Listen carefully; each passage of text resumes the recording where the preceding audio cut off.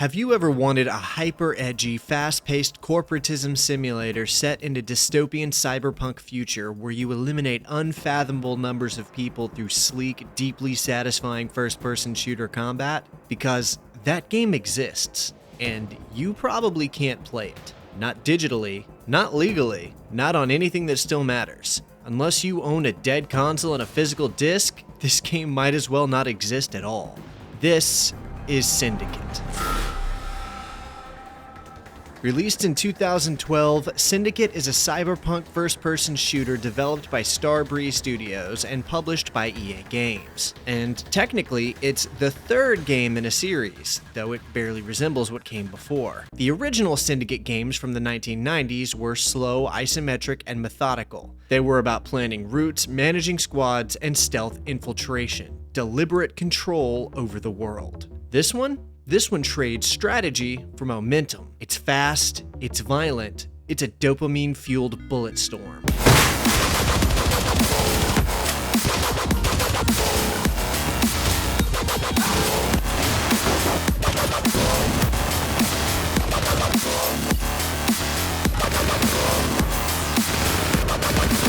Same name, same world, basically nothing else. And that wasn't an accident. Starbreeze was a studio known for stylish, aggressive FPS games like The Darkness and The Chronicles of Riddick: Escape from Butcher Bay. Games about power fantasies, about control, about overwhelming your enemies before they even understand what's happening. And when they touched Syndicate, they completely reimagined it, for better or for worse. But what makes Syndicate interesting isn't just how it plays, it's what it's about. It's a game obsessed with ownership. With corporations that don't just control cities or economies or governments, but people. Your body, your perception, your choices. And that's where the irony starts to creep in. Because outside of the fiction, Syndicate became something eerily similar to the world it was critiquing. A game owned, shelved, and quietly erased, because no one in control had a reason or motivation to keep it alive, and the reality of bureaucracy slowly slithered in and eradicated it from the market. No digital storefront, no re-release, no preservation. Just a quick corporate decision, and the thing is gone. Which is what this video is really about, what it means when games, art, exists entirely at the mercy of the systems that own them. And this game about corporate control was lost to us because of corporate control.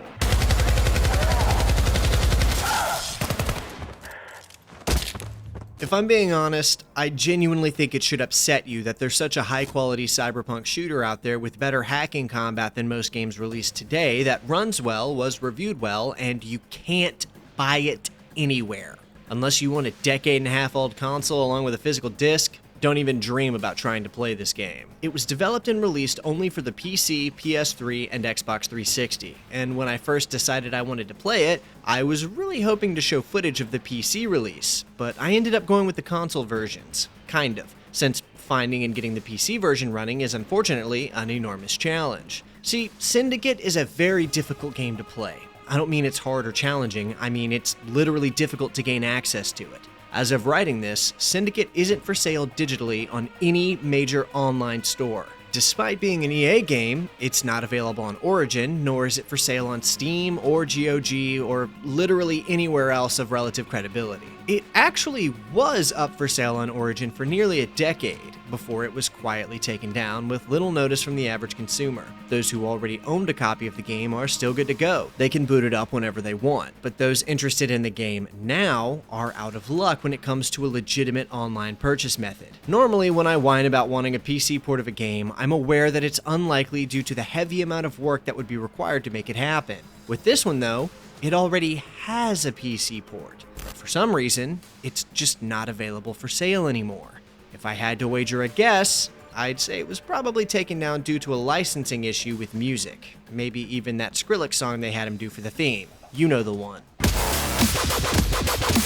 That's honestly more often than not what gets these games taken down. Some of you may even already be aware that Alpha Protocol faced a similar fate, being pulled from online distribution for years due solely to a licensed song appearing in the game and their rights to use it expiring. which not only sucks, but is quite frankly kind of offensive to the art of these games. For any developer watching this, please do not use licensed music in your game until the industry can figure out some kind of indefinite online distribution agreement to keep this from happening. Because as it is, having a licensed song in your game is like setting an expiration date on its online retail availability. And if you're owned by a publisher, you may not care about that, but keep in mind that you're all but guaranteeing that it will be axed from potential buyers after a certain period of time. The only reason you can even buy Alpha Protocol now is because the good folks over at GOG went out of their way and jumped through all of the hoops necessary to get that game back on the market. But in Alpha Protocol's case, that game is not only something of a flawed, ambitious masterpiece that marks one of the last great endeavors from Obsidian Entertainment, it's also incredibly unique to the point that you can't even find a game with comparable features and tone. Whereas a game like Syndicate, for instance, is unlikely to find such interest from independent third parties. This isn't really a beloved game or anything like that. It wasn't avant-garde, hyper-unique, or even offering any kind of ambitious features or universe that made players fawn for it. Honestly, Syndicate's biggest fans are people like me, who just love edgelord shooters for being simplistic, hyper-stimulating fun fests. But even if there was interest, I don't know that there would be anything anyone could do to restore it anyway. I'm not even 100% sure why you can't purchase this game through an online retailer now. The music licensing thing is just a guess, it's my speculation, but nevertheless, here we are. Detecting structural weakness. Recommend brute force assault.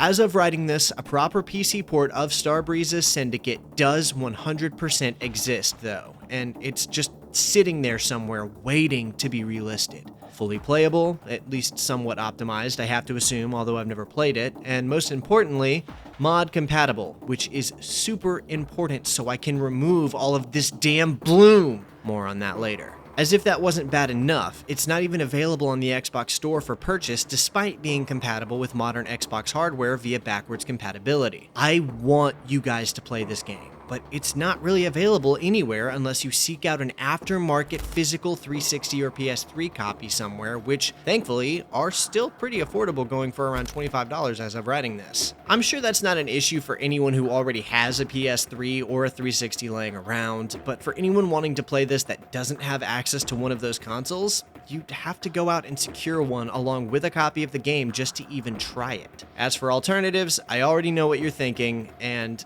no, you can't just emulate it. I opted to go with an emulated Xbox 360 port for the majority of this video due to it being the most stable way to play the game currently, despite some very rough lighting and rendering issues across a few missions and a game-breaking roadblock that I'll get to in a minute. I played through a bit of the first mission on the PS3 version too, but our PC S3 just isn't up to the task of running Syndicate in an optimal way. The lighting and post-processing effects are all messed up to the point where you can barely even see what you're doing almost the whole time you're trying to play it, which is a shame because from what I could tell by comparing the two, the PS3 version did seem to have a bit better fidelity with sharper visuals and less blur when it was working as intended, which was damn near never. This is insanely frustrating because these visual glitches make playing the game a really sour experience. And although the Xenia version is significantly more stable, it's still not just a matter of overlooking visual glitches, since you literally can't get past the 10th mission due to a game-breaking error that crashes the whole application, preventing you from progressing. This is less than halfway through the main story, by the way, so you can't even play most of the game like this. At best, you can grab a taste tester and then be left wanting indefinitely.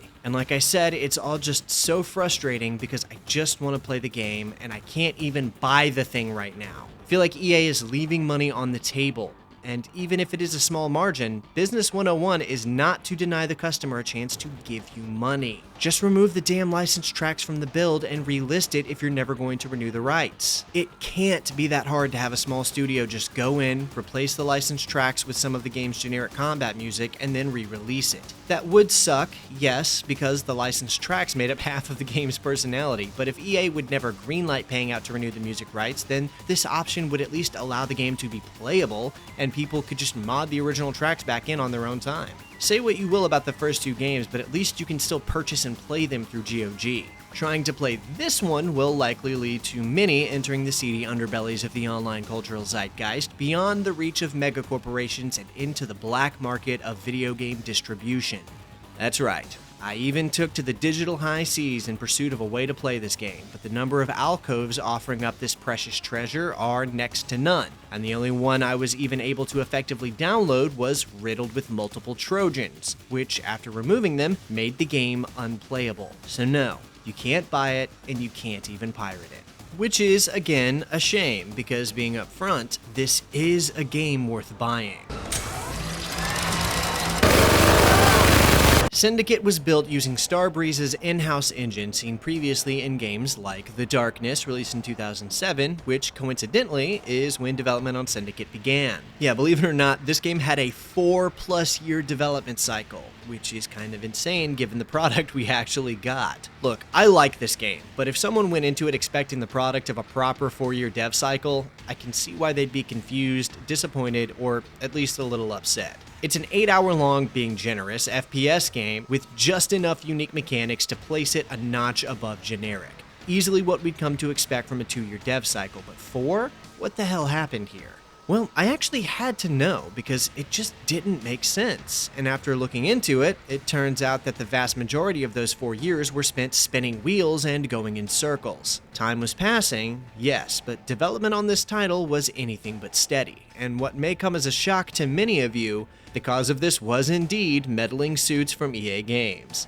See, there were apparently very frequent disagreements between the publisher and dev teams. I would wager far more of that was the fault of EA than Starbreeze. Unsurprisingly, EA was making demands for the game that the team did not like nor want to acquiesce to. It's not clear what all of these disagreements included. However, I will note that this was one of the last EA-published games to launch without the availability of an online pass. So just take that how you will. Not to mention the studio's proclivity towards violent game design not really meshing all that well with the kind of mass market appeal EA tends to chase after. It's a wonder this thing even got funded at all, to be honest. It's like insanely gory with a dismemberment system that could give Dead Space a run for its money. Shredding through corpo cronies with a minigun has seldom been so satisfying as it is in Syndicate.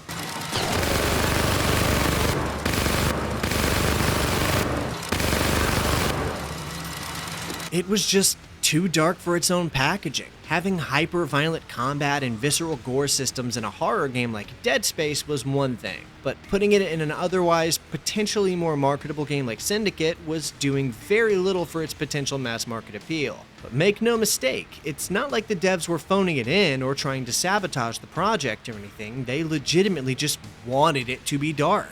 Starbreeze was taking this project very seriously, and to that effect even hired on a genuine writer to pen the game's story named Richard K. Morgan, a name you might recognize if you've ever heard of a series called Altered Carbon. Yeah, that Netflix series is actually based on a novel by this game's narrative writer. Syndicate would be the second and last video game Morgan would ever write for, the first being Crysis 2, which released the year prior to this game. And despite this game actually being criticized for its narrative, I personally really like it. In Syndicate, all the way back in the year 2017, a company called Eurocorp created a merger between all of the biggest corporations in the world to effectively monopolize the market. Following that, an advanced neural implant called the DART chip was released, which gives users access to an advanced form of the internet called the Dataverse. Due to the obvious fear surrounding the chip, only about half the world's population agreed to receive it, which creates a disparity between those who have the DART and the so-called unchipped. Those who do not have the DART chip are then increasingly denied the benefits of modernity as time marches on to the beat of a market reliant on DART chip usage. As time passed, government power diminished, and the resources of special interest groups grew. In a world run by megacorporations, corporate espionage is now standard practice to the point of violence being an expectation. That's where we come in. In order to protect their interests and attack opposition, a biologically engineered breed of enforcers rocking militarized DART iterations are put on different corporate payrolls. These enforcers are simply referred to as agents. The game's story is actually pretty compelling in terms of world building. These different corporations and characters have a ton of potential for expansion and cultivating exciting scenarios, which is why it's kind of a shame that the overall plot is as predictable as it is. The first half of the game is really fresh. It's something we don't really see in a game pretty much ever, because we're playing as the bad guys, or at least the very much not good guys. These agents execute innocent civilians without remorse simply to eliminate eyewitnesses to their actions.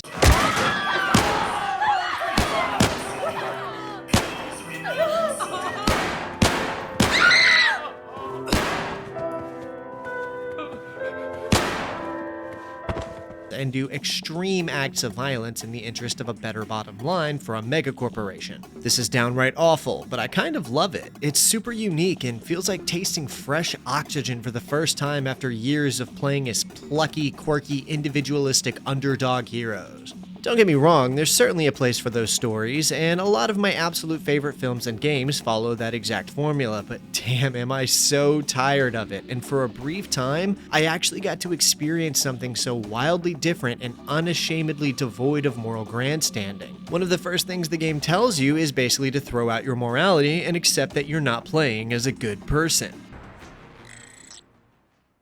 These little lines occur before every mission and sort of reflect where your character's mind is during the time you're playing. I particularly like this first line because it is telling you from the get-go that you're not a hero, or a villain, or even an individual.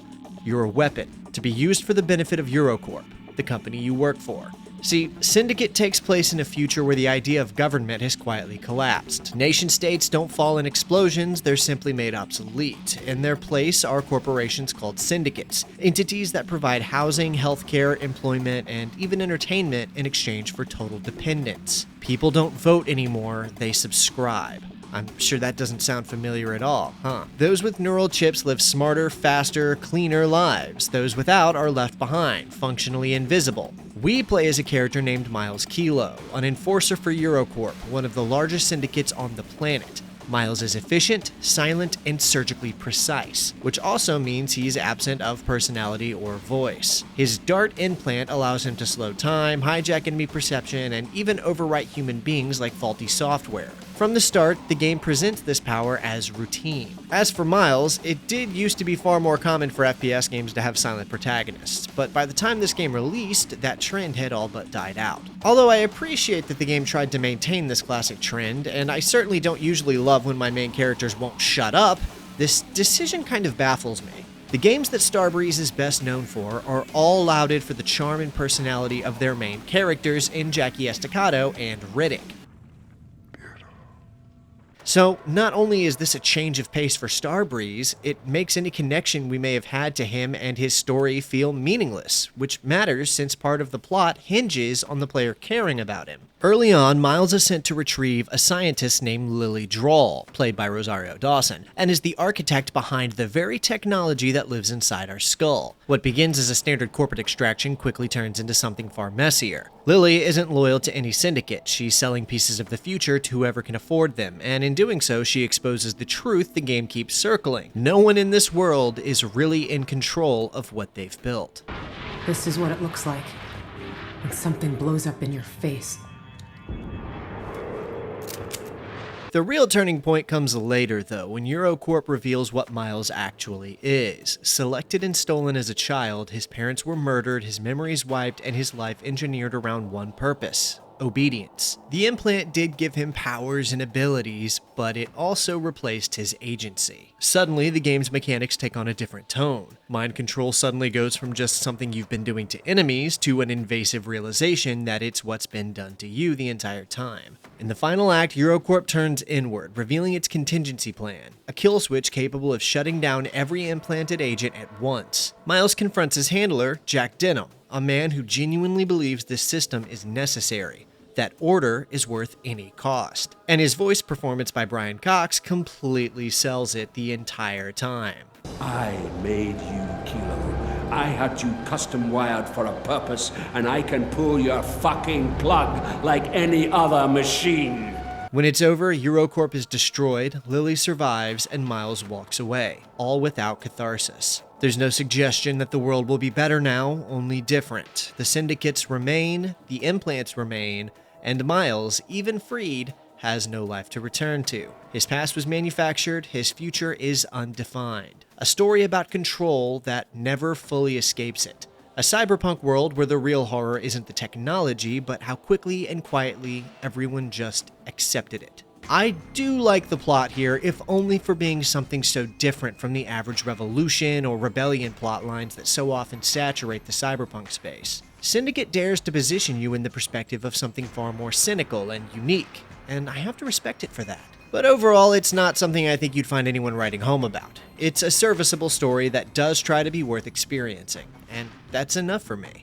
But this is a shooter game after all, so while the context of why you're running around shooting people does matter, it's not exactly what's important here. What is important is the gameplay.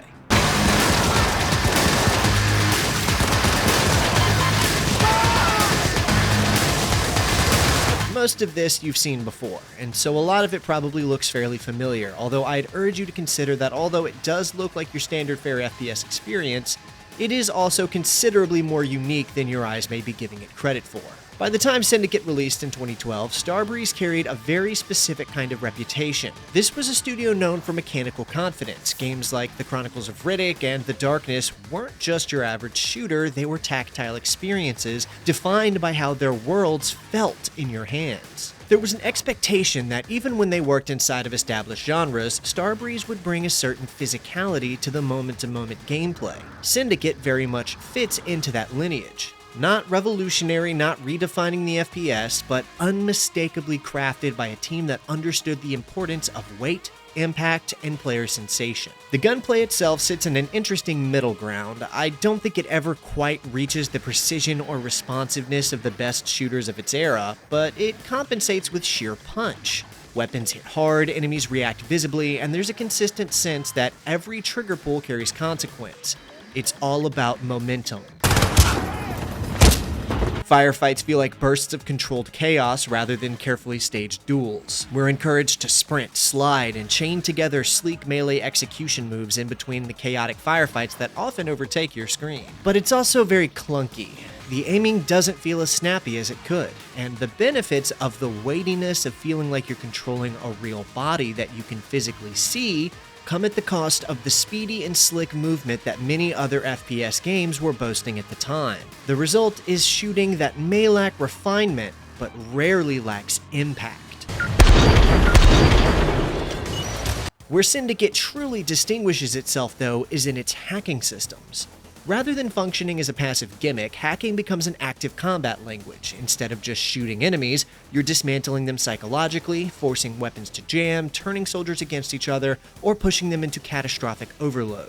It transforms encounters from straightforward firefights into dynamic power struggles where control over the battlefield matters just as much as your aim. There's a quiet thrill in realizing you can collapse an entire enemy formation without firing a single shot. And all of that does end up translating very well once you actually get used to how the movement feels in the game itself. It initially feels slightly off balance, almost resistant. There's a stiffness to the way momentum carries through jumps, slides, and cover transitions that can seem awkward early on, but with time, this friction reveals itself as intentional. Mastery comes from learning how to flow through combat spaces, chaining movements with abilities until the player stops reacting and starts dictating the pace. What first feels clumsy gradually becomes fluid, and that transformation is part of the game's deeper mechanical appeal. My favorite example of this is easily the melee attacks that I mentioned earlier. Melee executions lean fully into the game's cyberpunk brutality. They're quick, decisive, and uncomfortably efficient. The animations carry a weight that makes every close quarters encounter feel final, almost clinical in its violence. At its best, Syndicate encourages aggression and speed over caution. Systems interlock in a way that rewards players who push forward, who chain abilities, and who refuse to settle into static cover shooting. Hesitation often leads to players being overwhelmed or flushed out, while decisive action allows the player to maintain control of the encounter. Individually, each of these mechanics is solid, but not extraordinary. Together, however, they form a cohesive rhythm. Shooting, hacking, movement, and melee executions all feeding into one another, creating a loop built around control and momentum.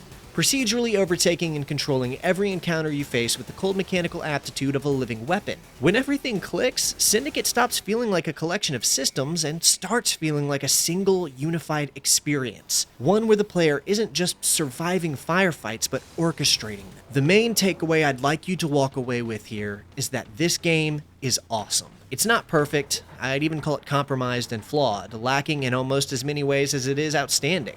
And I can't even talk about the additional 4-player co-op missions because how could I? There's literally no way to play them. I do remember playing the co-op back when the game initially came out, since I bought this one on release, but that was well over a decade ago at this point, and I barely remember any of it.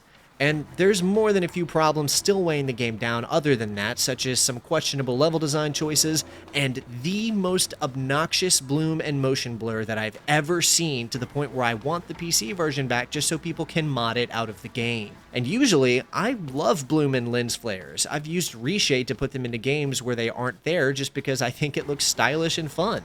But in Syndicate, it's unbearable. And you can try to get a PC version via key resellers, but those are always such a risky move, and it's all too possible that you'll wind up spending money on a used key with nothing to show for it. Which is the real issue here, because again, the game is still so cool. The design is stylish, the combat is fluid and fun, the set pieces are satisfying, and the plot is serviceable to the world it's been set in, which is arguably the coolest part of the whole thing. The world itself. I love the premise of Syndicate's world. It's dystopian in a way that I feel we don't really see all that often. And on top of all of that, it's also so violent and visceral that you'll find yourself thinking back on several of these moments long after you've finished the game. But again, that's assuming you'd even have the opportunity to finish it, because as it stands, unless you either already own it on Origin or have some old 7th generation hardware lying around, you pretty much can't finish it. And I really hope that doesn't remain the case forever. We have seen games fall off market and then find themselves back with digital availability before, such as Operation Raccoon City or Alpha Protocol. Although granted, the latter was the result of some fan interest from the folks over at GOG. But even so, it did happen. But with Syndicate, the IP is owned by EA, the game didn't perform well, and I don't see them putting in any effort whatsoever in removing or renewing the copyrighted music here. And while plenty of old games have found new life thanks to remakes and remasters, I also don't see any studio being able to convince EA to let them try, even if they had an interest in doing so, which I doubt many, if any, studios would to begin with. And so what we're left with is a genuinely great game that offers up some seriously unique FPS gameplay, along with one of the better dystopian sci-fi worlds I've ever seen, that has been all but washed away from public availability. A game about corporate control in a world where everything can be optimized, streamlined, and overridden, that tries to demonstrate that the most dangerous thing you can lose isn't your life, it's your agency. I'd like to give a shout out to Ermic Gerd Longplays for agreeing to let me use footage from his Syndicate playthrough. This video would not have been possible without him. For me, the writing and scenario are infinitely more compelling than how good a game looks or feels to play. I can get excited about set pieces from old games if the game has earned my suspension of disbelief. Yes, stay tuned. Anything from before I was born in 1995. Metallica. But neither are really my taste in metal. I'm more into the metal and deathcore genres. I love a lot of the prequel stuff. Cloak of Deception is a standout for me, along with Shatterpoint, but I'm actively reading more EU novels, so tune into my Star Wars podcast every other Monday for that. Any form of egg is good, but I mostly prefer fried, over easy to over medium depending. One, I particularly had fun recording that opening monologue from the Coming Home video. I think I was still getting used to it at the time, so it had some amusing takes. 2, you'll have to tune into the Starcasters podcast to find out. 3, it's all brilliant. But the original 2D Clone Wars show, Bounty Hunter game, and Shatterpoint novel stand out. I'm deep diving the rest soon. Because. That's all for the questions. Thanks for watching and commenting, everyone, and make sure to like the video, subscribe to the channel, and hit that notification bell for future updates on my upcoming videos. As you can see, I'm making some changes to how I handle videos going forward, moving toward more concise thesis topics and less overall analysis videos. I hope you guys enjoy everything I'm working on right now, and I can't wait to share it all with you. And thanks again for watching.